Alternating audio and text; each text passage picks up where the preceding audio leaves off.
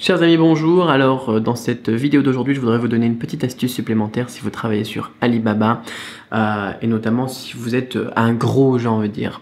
Si vous êtes encore débutant sur Alibaba, vous faites un petit peu d'argent par-ci par-là, ça peut vous intéresser. Si vous n'avez pas encore commencé sur Alibaba, peut-être pas. Vous allez voir, vous allez me dire si ça vous intéresse ou pas. En tout cas, c'est une astuce que moi j'ai découverte un jour où j'étais dans une usine en fait. J'étais en mission dans une usine pour aller faire un test de qualité qui n'était pas passé, notamment au niveau du packaging. Donc on m'a dit tiens Cédric, est-ce que tu pourrais aller faire un saut à Shanghai comme ça, voir notre usine et puis aller voir un petit peu comme ça. Et je suis allé donc dans une des plus grosses usines d'un certain type de produit, je peux pas donner trop de détails, en Chine, qui avant était vraiment le leader en Chine pour le marché intérieur. D'accord? C'est lui qui fournissait les hôpitaux, etc. C'est une grosse marque. Ils avaient une grosse marque qui est une marque énorme en Chine que tout le monde connaît. Enfin, tous les gens qui ont plus de 20 ans, 30 ans connaissent. Parce que maintenant, justement, eh bien, cette marque, ils la laissent un petit peu tomber et ils ont orienté leur usine vers l'export. C'est-à-dire qu'ils travaillent même plus du tout. Ils travaillent même plus du tout avec l'intérieur, avec le marché intérieur chinois. Pourquoi? Eh bien, c'est justement ça qui va être intéressant et vous allez voir aussi comment est-ce que vous allez pouvoir utiliser cette information. Parce que le marché intérieur en Chine, les Chinois sont très durs en affaires, c'est des très bons négociateurs. Et du coup, quand une usine vend à l'intérieur de la Chine, elle vend aux Chinois, eh bien elle a du mal à faire des grosses marges. Elle doit faire énormément de quantité, elle doit se battre, et toutes les autres usines donc sur le marché intérieur se battent pour avoir les meilleurs prix.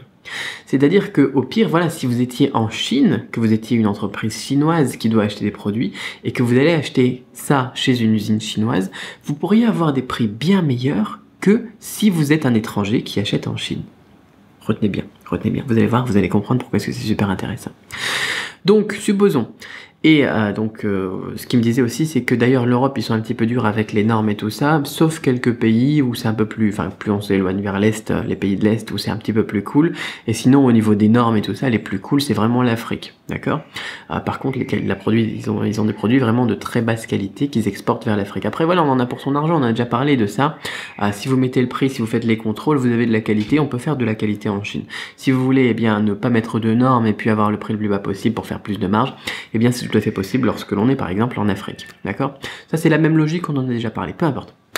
Revenons à nos poumons, qui était cette question donc d'acheter à des usines chinoises comme si on était en Chine. C'est quelque chose de très très intéressant parce que si on peut retrouver la liste des produits qui nous intéressent nous en tant qu'étrangers en Chine, auprès des usines chinoises, comme si on était un Chinois, eh bien ça va nous permettre de savoir combien coûte effectivement à produire un produit pour cette usine.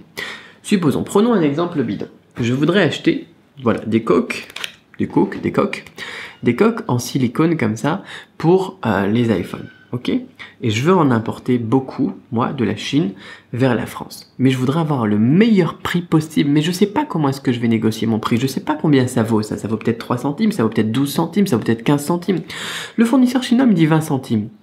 Comment est-ce que je vais pouvoir négocier mon prix de façon effective? Eh bien, si là on avait accès à un listing des prix des fournisseurs chinois pour les usines chinoises, eh bien on pourrait savoir vraiment quel serait le prix minimal que l'on pourrait avoir pour ce produit. Parce qu'aux Chinois, ils font vraiment avec les marges les plus petites possibles. Donc on connaîtrait la valeur, le coût de production presque du produit en Chine. D'accord, vous me suivez? Eh bien, c'est tout à fait possible. C'est tout à fait possible, vous allez voir, c'est un peu subtil, c'est comme ça que je travaille maintenant, moi dans le gros import, c'est vraiment très... Voilà, je vais vous donner mes secrets, hein, ça sera comme ça tous les jeudis, on se fera une petite astuce sur Alibaba, abonnez-vous à la chaîne si c'est pas encore fait, parce que c'est vraiment des trucs qui vont révolutionner un petit peu votre manière de travailler. Donc, ça existe. Il existe en fait tout simplement une version d'Alibaba pour les Chinois.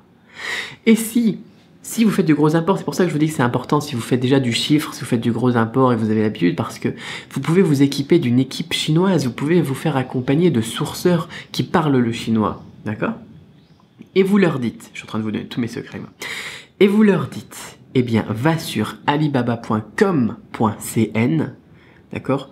Demande une cotation, une remise de prix pour ça. T'es pas obligé de dire que t'es une entreprise étrangère, surtout pas d'ailleurs même.